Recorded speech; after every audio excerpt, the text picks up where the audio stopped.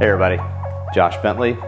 I am a developer advocate in the SAP Community and Developer Relations team, and for my day of the SAP 24 Days of Community, I hope you enjoy something that is, I'm going to say, a big analogy for how BTP works.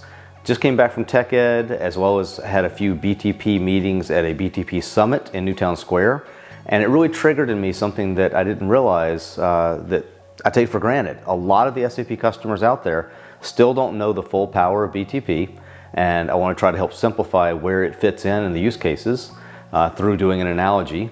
And also, there's some people that aren't using Fiori and the front-end UI5 application framework that we have to best take advantage of accessing their back-end SAP data. So I want to do an analogy, but I wanted to have a little fun with it by cooking something that I love to cook.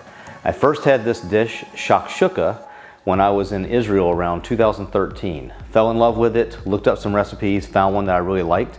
I'm gonna make that for you today. I got the ingredients over here. I'm gonna take you through those in a second, and then I'll take you through the process of cooking the entire dish. And I'll use analogies to explain how it relates to BTP. So in the end, we'll have a containerized application running on top of the entire stack that the BTP platform runs on top of. So that being said, I am going to go through all these ingredients. You can mix and match this dish to make it a different way. You can go full vegan, you can go vegetarian, which is the option I'm doing. I'm going to have some feta cheese and some eggs in it. And you could also use proteins if you want to have different meats in it as well. Just make sure you cook them before you throw them in. Anyway, I'll post a blog that has all the ingredients and the timing. And much like a demonstration that somebody from pre-sales or from the developer advocates team would do, it's a cooking show format where to compress it for time when you don't have the time to do a full demo, you have the whole thing done in the end and you show it. The other thing that we do, a reason for that cooking show style format, is if you're going in somewhere and you want to make sure it works, you want to make sure the final product is great in the end. So hopefully the one I cooked today works out perfect. If it doesn't, I'm going to use editing magic and I'm going to just show you a beautiful finished shakshuka anyway. But let's get started. I'm going to take you through the ingredients and then we will start actually cooking on the oven. See you in a minute.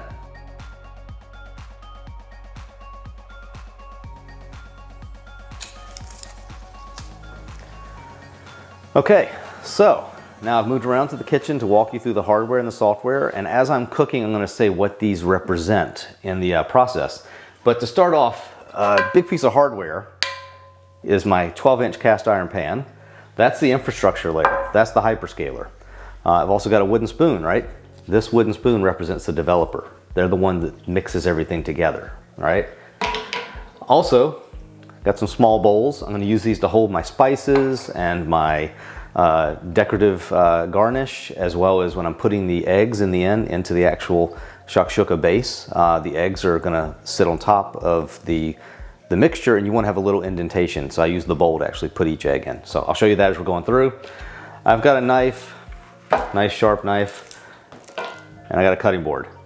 So that's really the hardware that I'm going to be using. So all of that is what really enables BTP to run. So that's the stuff that you get from your hyperscaler. It's the things like your electricity and all the utilities, and the oven here is kind of like the real estate that runs the data center. So all that stuff goes into making BTP work.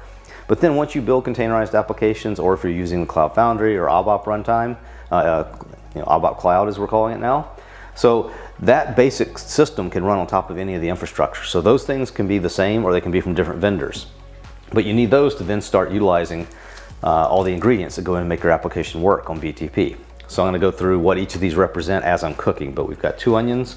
It could be 1 large onion, but I'm using 2 medium sized. A large red bell pepper that I'm going to seed and cut thinly.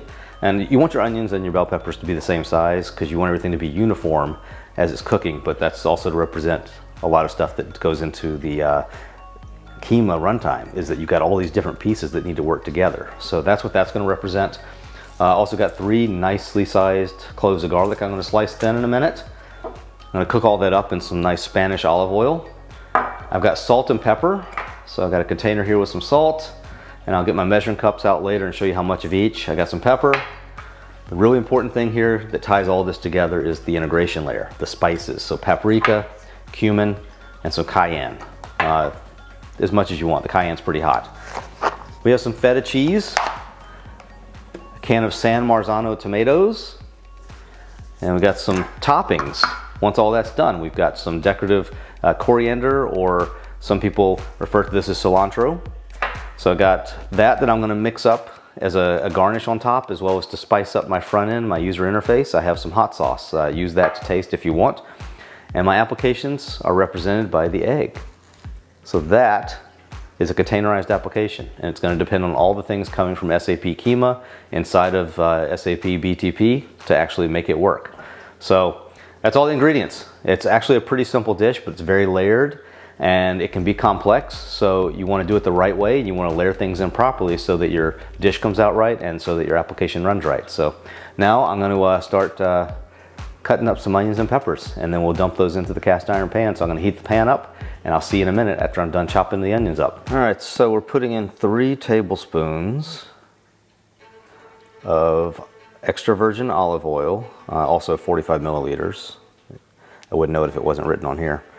All right, so what I'm trying to do is make sure I've got a good coating that covers the entire bottom of this 12-inch cast iron pan. And it's real important that it's not too hot. You're going to want to cook your onions and peppers, and there's different levels of cooking vegetables that are sliced up. You could be sauteing them, you could be sweating them, which is not quite as hard to cook as a saute. And then, if I remember correctly, I'm not a chef, but then the highest level of cooking in oil is frying, right? And we're not trying to fry these onions and turn them brown quickly. We want to get them translucent to caramelized through the process of sauteing them. We're going to go about 20 minutes. So let that oil heat up. I'm putting my gas on about the number 4, which is in between on my oven, low and medium. So you definitely want to do low and slow. This is going to be, again, cooking for 20 minutes. All right, so we've got all of our olive oil in there. Now let's get over and start chopping the onions. Okay, I have washed this red bell pepper. Now I'm going to seed it and take the edges that are rough, the white part I'll show you, and the top stem, and throw that away. But I'm going to try and use everything else.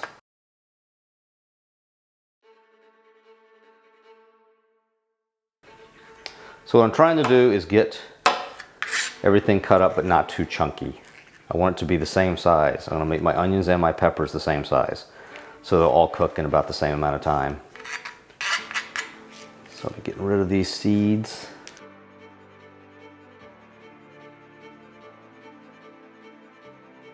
So, pretty good thickness.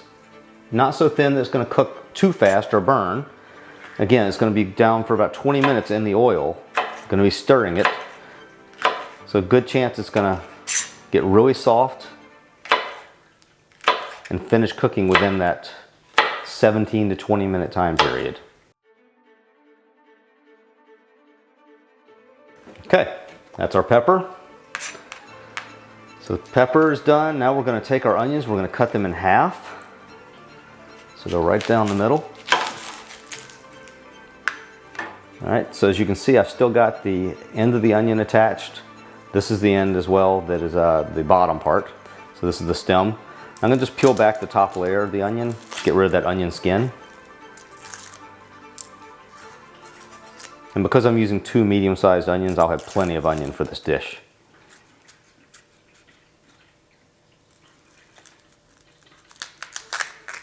Okay, that's done. The reason I like to keep this part attached is it makes it easier to cut it, especially if you're dicing, but in this case we're just slicing, so it's not as important. All right, so the onion goes this way from top to bottom. We're going to be cutting across it into thin slices, trying to get as close as you can to the size of the pepper in thickness and width. So those two things are almost equal. That means they're going to cook at about the same time. Doesn't have to be perfect, as long as it's not really super thin and then really chunky thick parts somewhere else.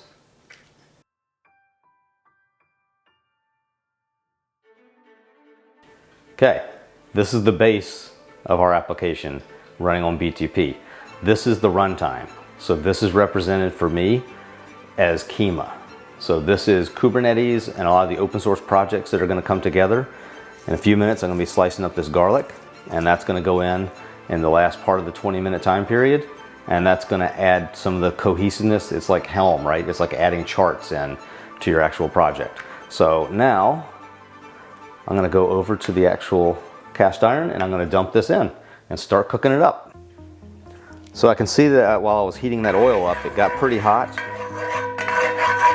Started smoking, so that might be too hot. We want to turn this down a little bit. It's going to drop in temperature as soon as you put the actual vegetables in. So now here comes our onions and peppers.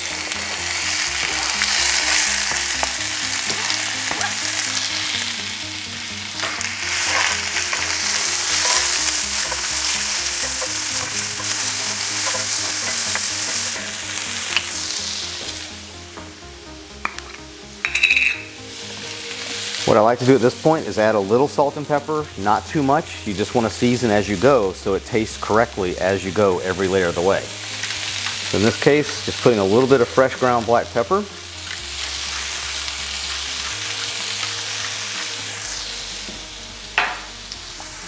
Some people will say don't grind your pepper straight into the pan, but I know my pepper grinder pretty well. With salt, you want to be a little more careful, and you want to put it into your hand and then pinch it. So you can really see how much you're adding. You don't want to over salt. And I'm not going to taste this until a good 20 minutes is up, but maybe towards the end I'll be able to tell if it needs more salt or pepper before I add the next levels of the actual recipe as I'm building.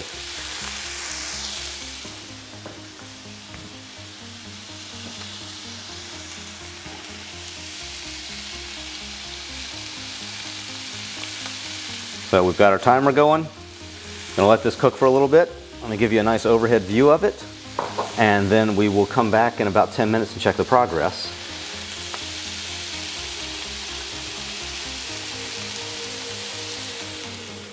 Okay, so I'll stir that occasionally while I'm doing my next chopping and grinding. We need to get our garlic ready. You don't want bad code out there, right? You don't want a lot of bugs to go back and fix later.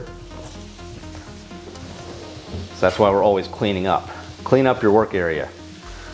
All right, now, garlic.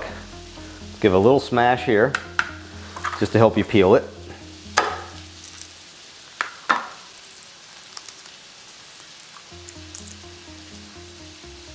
All right, perfect.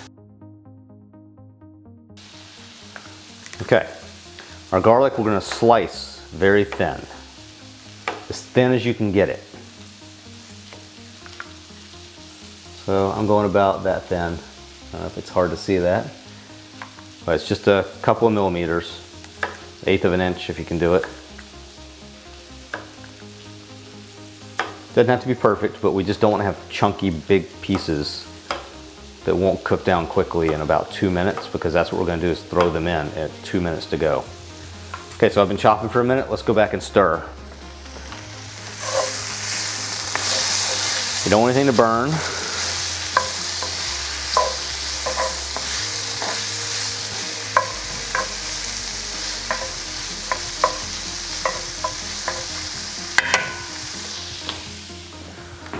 All right, we'll finish chopping these up, and then we'll move on to measuring out our spices. So the garlic is, kind of like I said, the final open source projects that are added to Kyma that are utilized by BTP to help you run these Kubernetes projects. Things that are going in an open source format have a lot of different things that you can do with different open source projects that we've put into BTP.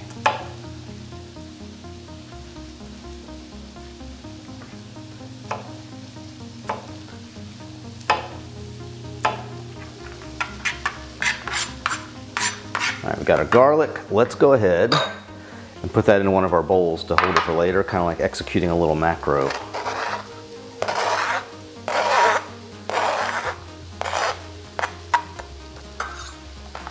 All right, put that to the side. Give our onions and peppers another stir. All right, we have been running Kyma now for about, I would say, 15 minutes. We have about 5 minutes to go on the onions. So now it's time to finish preparing not only the garlic, but the spices and then the tomatoes that are going to go in next. So let's take a measuring spoon. I have my different ones here. I've got 1 tablespoon, 1 teaspoon, a half teaspoon, and a 1/4 teaspoon. So what I want to do is I want to measure out how much of these I need to put into my mixture. And in my recipe that I will post online, we're going to need a teaspoon of ground cumin,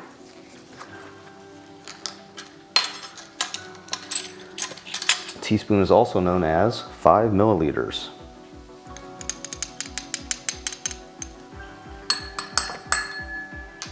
All right, beautiful cumin.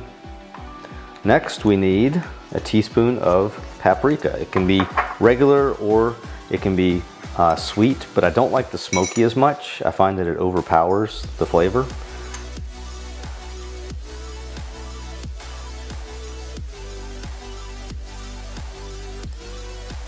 It's also a good idea to do this over something besides where you're going to actually be adding it, because you'll make a mess if you add too much, right? So you can always add more, you can't take it out. All right, so there's our teaspoon of paprika. Now the next spice that we've got is ground cayenne or red pepper. So this can be really spicy. So what I like to do is take not even a quarter, I would take 1/8, which is about half of this one. So, 1 milliliter or 1/8 of a teaspoon. So not even adding a full 1/4 teaspoon. This is like 1/8 of a teaspoon. That adds more kick than you think it does. And that's also what makes these applications really pop, right? That's what helps the orchestration engine run, is all the spiciness. All right, so we've got all the spices that we're going to need. What I'll simply do is take that last measuring spoon or another fork and just mix that together. I don't like to make more stuff dirty in the kitchen if I don't have to. It's part of me being lazy. All right, so we got this all mixed together. So the next step is going to be to put our garlic in for 2 minutes with the pepper and onions. And once the garlic has been added and it's gotten fragrant in about 1.5 to 2 minutes, then we're going to put in our spices. All right, it's going to be very delicious smelling. It's going to change the color, but we need to go ahead and prep our tomatoes now, because that's going to go in right after the spices and the garlic.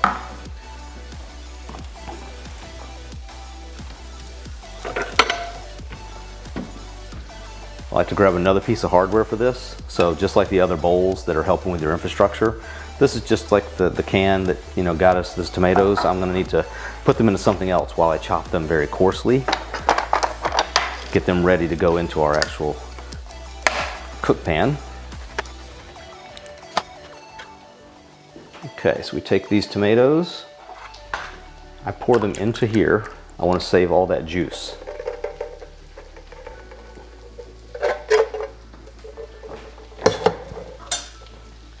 We take our clean knife that I just washed over there before I came back to do the tomatoes, and we're simply going to take the tomatoes out.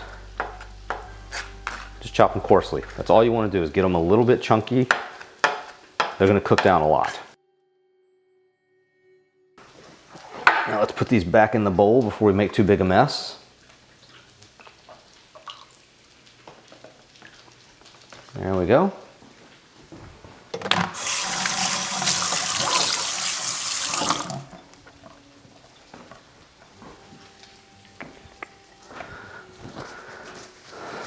So we've got a completely done set of the next 2 steps. My timer's going off. Let's stop that. And let's give ourselves a timer for 2 minutes as we add the garlic. So come on over here. As you can see, we've got a really nice cooked down pepper and onion mixture. Let's go ahead and add our garlic.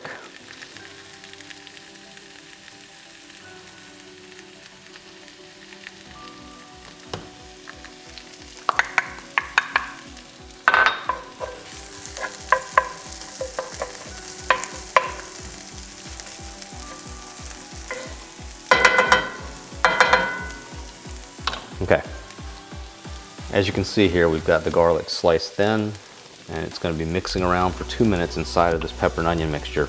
You want it to touch the pan as much as possible. That'll get you a little bit more of a, I would say, fragrant, quick fragrance coming out of it as it cooks down.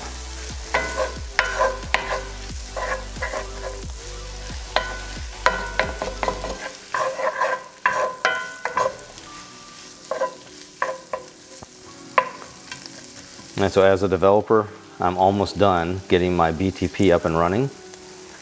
I've got my onions, my peppers, my garlic. And next, I'm going to add the integration layer. That's the part that I need to kind of talk to other data sources and things outside.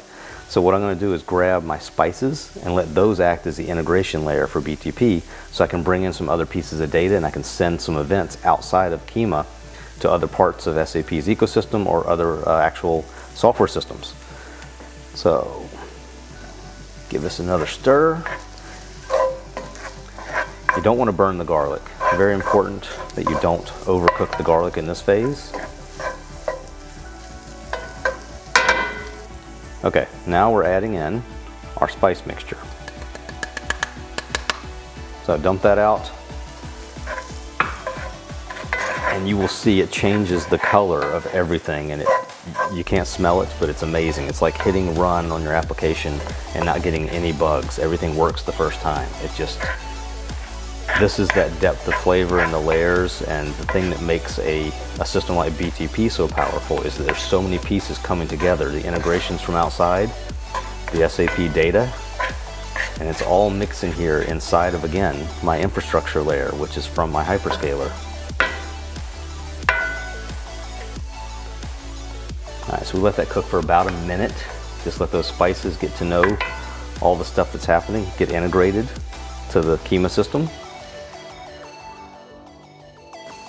Okay, now that that's gotten to know each other very well, we give it one last stir. And I want you guys to really get a good look at this. So see how much that changed? Adding the spices, getting everything going together. Everything's integrated. Now it's time to add the tomatoes. So we're dumping this whole bowl in.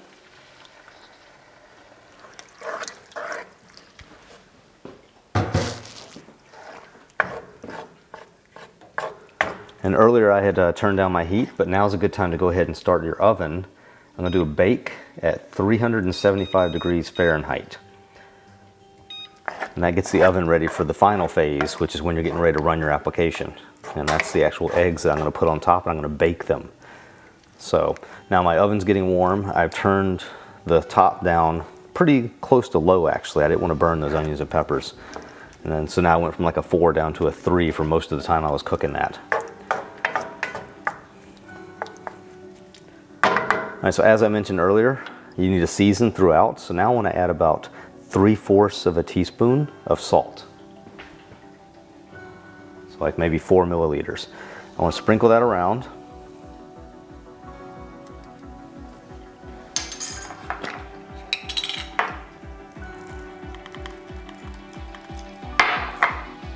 And I want to add some black pepper, some fresh ground black pepper. So I would say about a 1/4 teaspoon of that. Remember, you can always add more. You can't take it out once you dump it in. So I know I'm going to need more salt and pepper. But for now, this is going to cook for about 10 minutes. So I'm going to season it again in 5 minutes after I taste it. So I'm going to let these flavors get together for about 10 minutes before I try and do anything else. And that salt and pepper is another, a spice or a seasoning, and that's, again, adding to that integration layer. It's making things work together better. And maybe you need to open up another API. That's what adding the salt does. It adds another API. So, like I said, we're going to cook these for about 10 minutes. So let's go ahead and set another timer. And what you're looking for is the watery part of the tomatoes to completely cook off. And this gets thick, and it becomes, like I said, almost like a stew. It's a really solid base that we're going to then have to add the next few ingredients to. And we're almost done, actually. We'll be getting up the stack and to the front end of our application and doing some user interface. So I will see you in 10 minutes. So while we're waiting for the tomato base to cook down, I wanted to show you a few things I forgot to mention. You're not going to be able to do this alone. You're going to need some other things like security. So this is protection. This is your rights management. This is the way that you actually stop yourself from getting hurt when you handle the cast iron pan. A nice thick glove, oven mitt. And then you're going to have your front end, right? So you're consuming this application on a front end. This could be your web browser. This could be your cookies and all the other things that go into making the framework of UI5 and the Fiori applications actually expose your app correctly. So we'll be using these in the last step to consume our application. But it's almost time to go over and add the next step, which is feta cheese. Looks like we have 5 ounces, 142 grams of feta cheese that we're going to be adding in. If you don't want to do this now because you want to save this meal for later, you want to complete it at a later time, stop cooking the tomatoes after 10 minutes and let the whole thing cool down, put it in the refrigerator. The spices will actually get more intense overnight, and then you can cook it the next day by adding the feta cheese in and doing the last step, which is baking the eggs. But we're going to do that in a couple of minutes now because I'm having this for dinner tonight. So be right back, and when it's time to add the feta. Okay, so we still have a couple minutes to go. I just used a tasting spoon. Hopefully you got plenty of spoons around. But what I did was just, give it a little stir, take a little taste. I think that a few more things need to be fixed. We need to add some more salt, more integrations. We didn't have enough APIs, a little bit more pepper. So that was about 2.5 milliliters or a half a teaspoon of salt and a quarter teaspoon of pepper. So I would say probably, 1.5 milliliters of pepper. Fully stir that in, and you can really hear it almost boiling, right? That simmering. That is most of the liquid of the tomatoes cooking off. And that should be done in about another 3 minutes. So we'll see you then. All right, we are back. Our tomatoes have been simmering for about 10 minutes. You can tell when you pull across the pan that it looks a little drier. There's not as much liquid when you pull back your spoon. And you can see it doesn't rush back in and fill in. It slowly seeps back in. That's how you know you're getting really close to where you need to be. So we're, like I said, about 10 to 11 minutes there. I've tasted it. I added more salt, a little more pepper. It tastes great. Now it's time to dump in our 5 ounces or 142 grams of feta cheese. So this is just plain crumbled feta. You want to stir that in completely. So now we've got cheese that is going to be basically in the entire mixture, helping to solidify everything together. I talked earlier about doing our integrations. Well, now this is extensions, right? Now we're adding the extension layer into our BTP system. We have rights management with the pot holder to protect us, the security. We've got allocations of extensions and integrations through the addition of spices and feta cheese. And it might be a little bit of a reach here what I'm saying, but it's a lot of different pieces coming together to form one single thing, which is BTP with the power to run multiple applications in a container format. Speaking of which, I'm going to turn down my oven top as low as it goes right now because I'm about to put this whole thing in the oven. I've got my eggs. Let's bring those over. These are my containerized applications. What I like to do is take them when I'm cooking shakshuka, and I know I'm going to be adding each egg in. I don't want to get shell cracked into the actual dish, and I want my yolks to stay whole. So I want the core of my application to work every time and be repeatable. I don't want to have a broken yolk because the other app would look different. So to make my app look the same, to make all my eggs look the same, I crack them on the counter. Let me tilt it down here for you and show you that. So we take just, a nice clean counter, we crack the egg into a bowl. Now we'll be able to see if we have a broken yolk or if we get any loose pieces of shell. But this one's okay. I take my bowl and I actually use that as a tool to make a little bit of a divot in my shakshuka, and that'll help hold the egg yolk in place. So let me tilt that up so you can see it as I'm doing it. Sorry about shaking the camera. All right, so we're going to do 6 applications. All of them are the same. Try to space them evenly out across our resources. All right. Third app is going in. You don't want to make your divot too deep or it'll get too close to the actual bottom of the pan, to the cast iron, and that will cook the yolk too fast. We're baking these eggs slowly, so about 10 minutes, 8 to 10 minutes. You keep an eye on them. You don't want any clear egg white when you're done cooking. You want it all to be set. White around the yolk, and the yolk itself doesn't have to be done yet. It can still be runny. The fat in that cooks at a different temperature, so that's why you have a runny egg yolk when your whites are completely finished. All right, one more app to put in.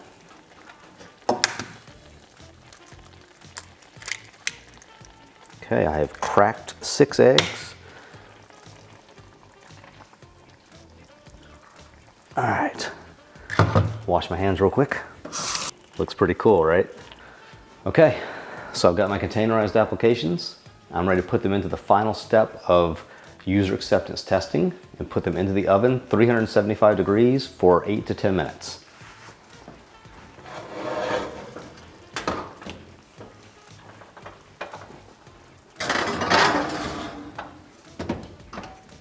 It's very heavy, so if you can't lift cast iron with one hand, use 2 pot holders and slide it in. You don't want your eggs to shift though, because then they'll run all over the place and your apps will be just colliding into the resources incorrectly and you have to throw the whole program out and start over.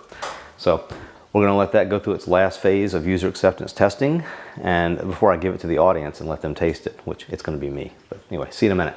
Okay, let's take a look in the oven, see how they're doing. All right, as you can see, we've got some egg whites looking pretty close to being done. So I'm gonna give it another minute. If I want to check it, I'll just, I'll shake the pan, but I can see those egg whites are almost fully set.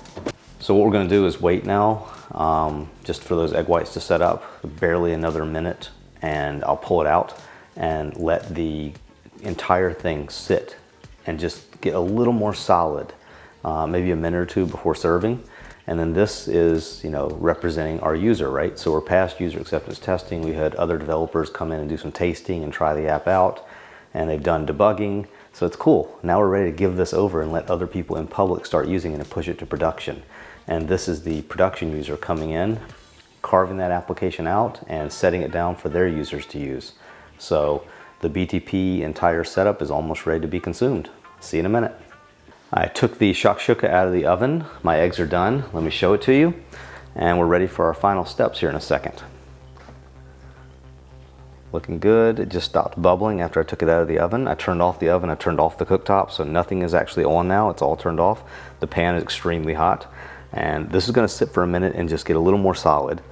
And then we will be adding our final 2 ingredients, which is, if you want it, some hot sauce and some of the coriander or, cilantro. We put that on top for, it's a good garnish for color, but it also helps it taste really good. So it'll almost be time to put it into a bowl and eat it. Talk to you in a minute. Final step, a little bit of garnish. Put the cilantro all over the top. It gives it a nice garnish, like I said. It adds a little bit of flavor, not too much. You can cut these smaller if you want to, slice them up. I just like to sprinkle out the whole leaves.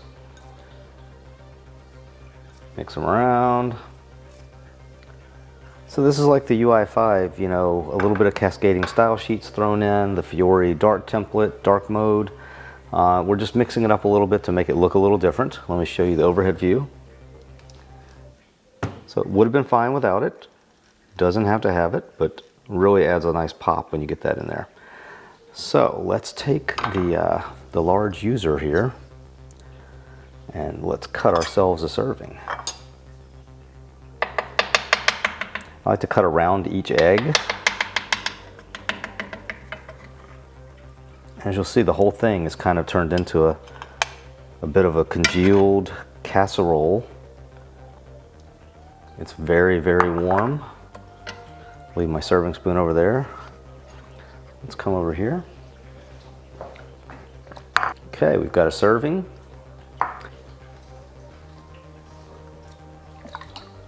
I like it a little spicy.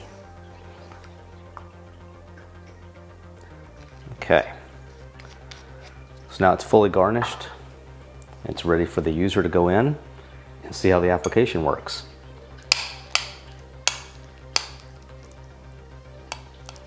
I like to stir the egg in a little bit So I'm taking the runny egg yolk, which isn't fully cooked, mixing it around with my hot sauce.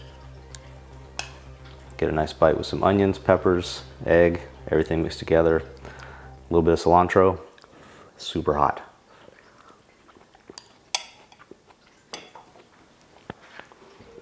Every time I eat shakshuka, it reminds me of the first time I had it. I've had other shakshukas that are not as good as this one. So if you make this one, I hope you enjoy it. If you have other shakshukas, I hope you enjoy those. We made this one for some friends that came over for Thanksgiving this year, and they went somewhere else and had shakshuka later and said it was nowhere near the same as this. A very different experience. Applications can be different, and if you don't set them up the right way, sometimes the users don't like them. They don't like using them. So in this case, I hope you like using this application, BTP, Shakshuka powered by BTP. I'm going to go finish the rest of this now. I hope you enjoy all the days of the SAP 24 Days of Community, and I will see you next year. Bye. Shakshuka.